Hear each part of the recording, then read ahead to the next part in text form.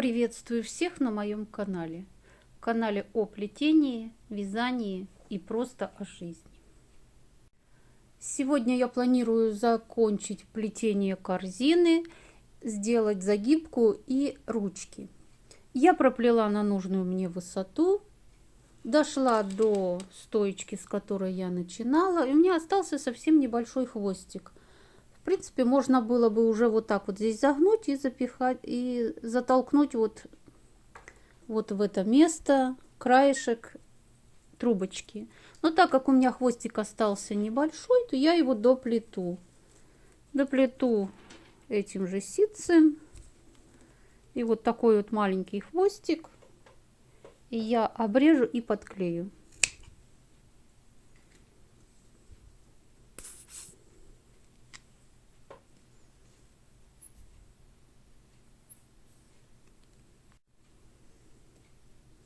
Стоечки, длина стоечек у меня оказалась достаточной для моей загибки. Я сначала планировала одну сделать, но девушка попросила совсем другую, абсолютно простую. Поэтому я буду делать свою любимую загибку. Я долго показывать ее, как делать, не буду, потому что подробное видео есть на моем канале. Загибку можно начинать абсолютно с любого места. Стоечки у меня обработаны, но они подсохли, и поэтому я их еще раз просто из пульверизатора намочила. Дала немножечко постоять, и сейчас буду делать загибку. Если трубочки будут сухими, я еще раз побрызгаю. Если достаточно увлажненными, я буду продолжать дальше делать. По кругу загибаем.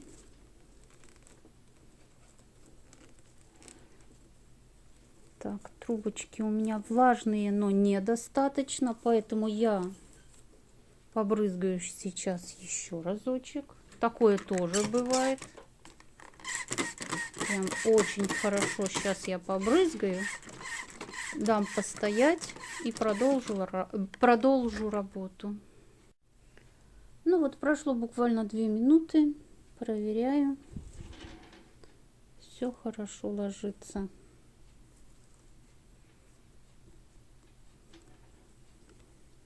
По кругу укладываю стоечки друг за дружку. Подтягиваю, чтобы не было заломчиков. И трубочки ложились ровненько одна на другую.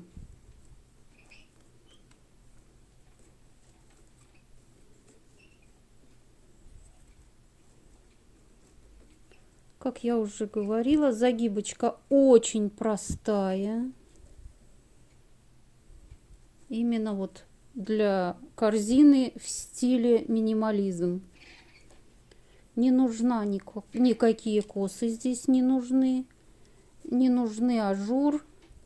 Нужна просто простая, максимально простая загибка.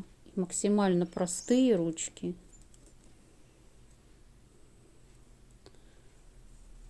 Вот так я буду укладывать по кругу до начала. До места, где я начала.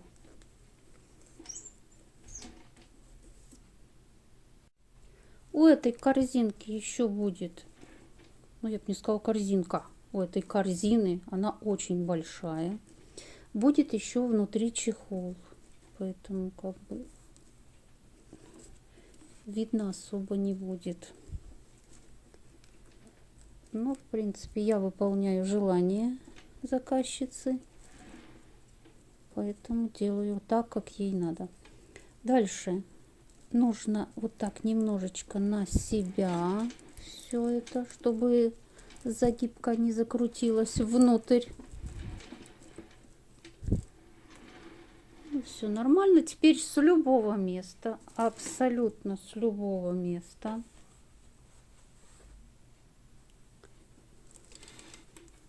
беру 2 стоечки.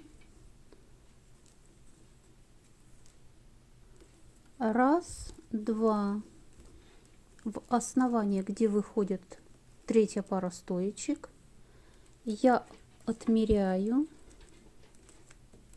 Затем вот так вот загибаю.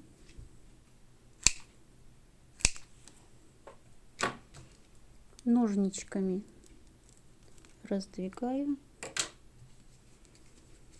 Сюда капельку клея. Клей. Забыла положить, стоя стоял, стек. Так, вот так вот капельку клея. И вставляю обрезанные стоечки. Следующую место вот этой, где я вставляю, она прикроет место вот стыка. Точно так же 2 пары стоечек у меня, я их пальчиком на низ. Предыдущую отмеряю до 3 пары стоечек, загибаю ровненько, обрезаю, раздвигаю место, капелька клея и сюда обрезанные стоечки.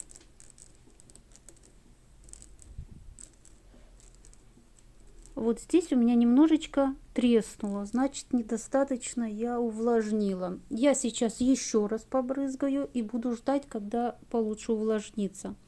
Если у вас случилась вот такая же оказия, как у меня, вот здесь неприятность, я возьму потом краску, которой я красила трубочки, и здесь замажу. И если на такую большую корзину в одном месте где-то будет такая трещинка, это не значительно, я думаю, не критично. Неприятно, да, но устраняется, да, конечно, устраняется, закрашивается, потом покрывается лаком, и практически этого места видно не будет. И таким образом я дойду до конца и покажу, как я заканчиваю вот в этом месте. Кстати говоря, о загибках. Я недавно экспериментировала с загибочкой одной. И мне хотелось сделать плоскую загибку, чтобы плоская коса была здесь и плоская коса шла здесь. И у меня получилось. Поэтому призываю всех, кому интересно, подписывайтесь, чтобы не потерять. А я при первой же возможности сниму видео о том, как делать плоскую косу. Загибка очень интересная получилась, оригинальная. И я планирую сделать мастер-класс. А между тем я продолжаю делать эту простую загибочку. Я ее очень люблю. Одна из самых моих любимых загибок. И для начинающих я считаю, что она просто идеальна. Она получается всегда и у всех. И смотрится вот как античная такая витушка.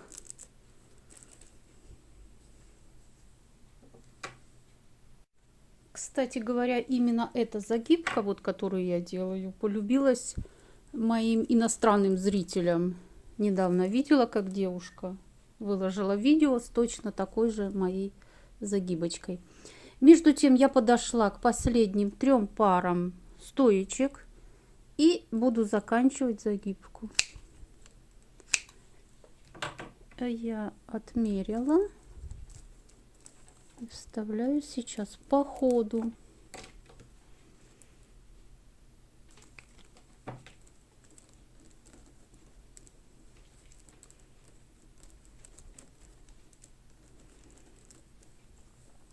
Дальше мне нужно закрыть вот это место. 1, 2 и в 3-ю возле основания 3-й стоечки. Вот здесь раздвинуть. Вот так вот. И сделать то же самое, что я делала до этого. Отмерить. обрезать вот сюда внутрь клея. Вот это сейчас я буду закрывать. Раз. Здесь немножечко неудобно, надо помочь себе ножничками.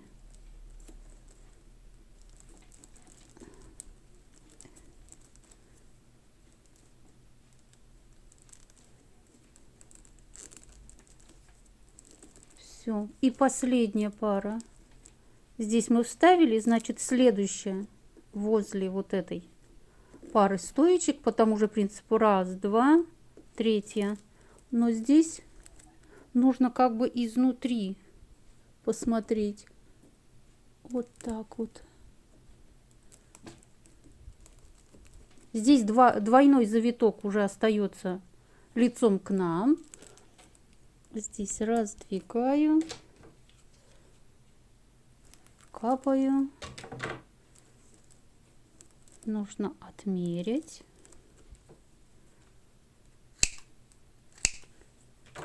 И вставить внутрь. Так вот. Ножничками я себе помогу. Все. Загибка готова.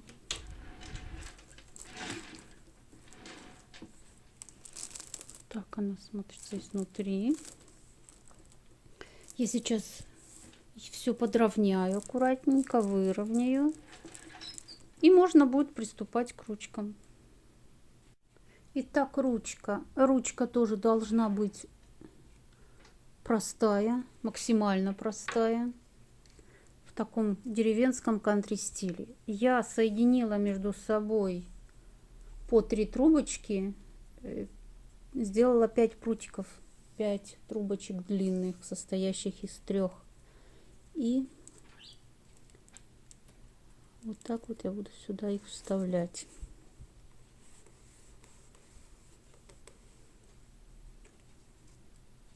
Еще 2.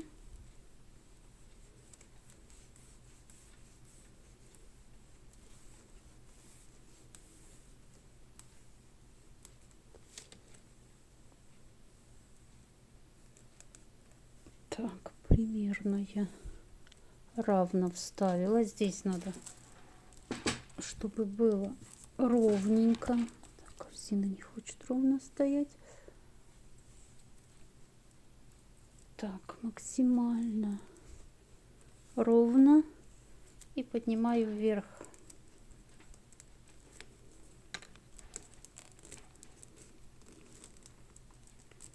Вот так. А сейчас просто вот так вот.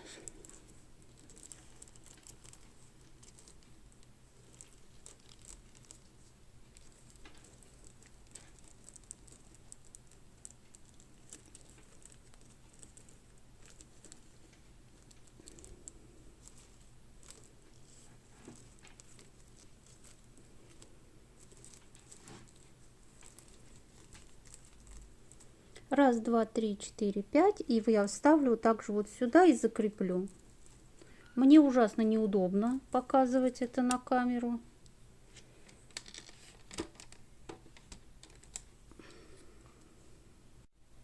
Я скрутила валиком ручку, разделила пополам трубочки. 5 здесь, 5 здесь. Вот эти 5 я сейчас обрежу. А вот эти 5, которые впереди корзины, я так же, как и здесь, вставлю внутрь. Выглядит вот так. Длинные у меня внутрь ушли.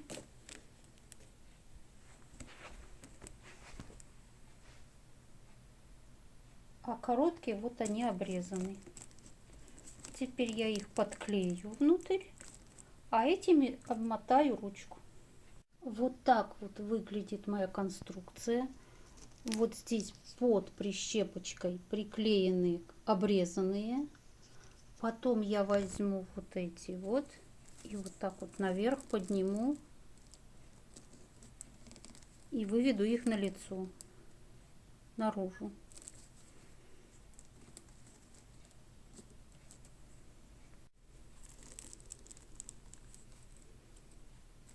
У меня получилось 4 длинных, одна короткая. Значит, короткая, чтобы мне не мешала, я вставляю внутрь. Потом я ее обрежу. Даже сразу обрежу, чтобы она мне не мешала даже. А вот эти 4 длинные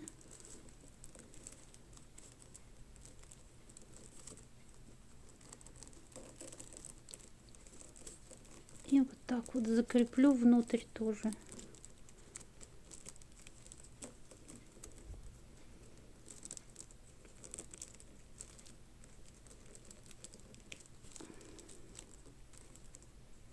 Для симметрии потом я вот эту часть возьму трубочкой тоже, сделаю 4 виточка, чтобы было симметрично. Вот и все. Эти, которые длинненькие, туда ушли внутрь, я их подклею.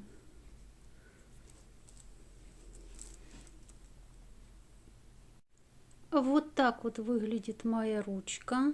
Этот хвостик я оставила специально, чтобы показать, куда его засунула. Когда я буду покрывать корзину лаком, я еще придам ручке форму и вот так вот буду держать, для того, чтобы вот эти все трубочки хорошо склеились. Изнутри это выглядит вот так. Здесь ровненько. Вот этот хвостик я его обрежу. Эти тоже я вот эти хвостики обрежу. Когда я покрою лаком, оно все хорошенько схватится.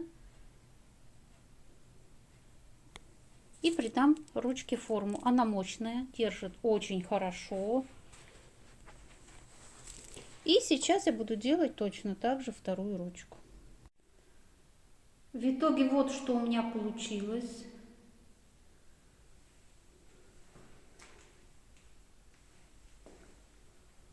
Огромная корзина для хранения пледов, подушек, детских пледиков. На изготовление такой корзины у меня ушло почти 2000 трубочек. Чтобы быть точным, 1930, примерно так. Размер очень большой, чуть-чуть больше 50 диаметр и примерно 65, 64, вот так примерно высота. Внутри в корзине у меня еще чехол. Хозяйка захотела, чтобы чехла не было видно. Этот бантик потом опустится.